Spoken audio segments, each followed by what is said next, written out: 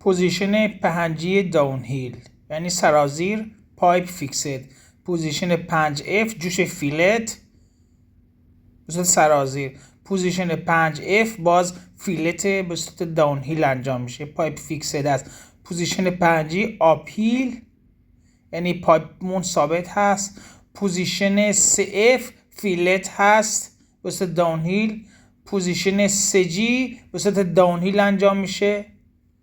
پوزیشن 3F به صورت آپ هیل سربالا انجام میشه. پوزیشن 3F جوش فیلت هست به صورت آپ هیل سربالا انجام میشه.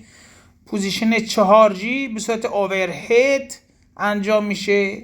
پوزیشن 4F هوریزونتال اوورهد پوزیشن هست و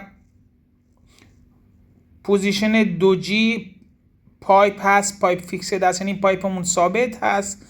پوزیشن 2F جوش فیلت هست. پوزیشن 1G فلت هست به صورت تخت.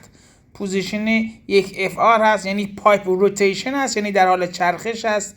پوزیشن 6G یا آپ هیل پایپ فیکسد هست. پوزیشن 6G داون هیل یعنی سرازیر هست، پایپمون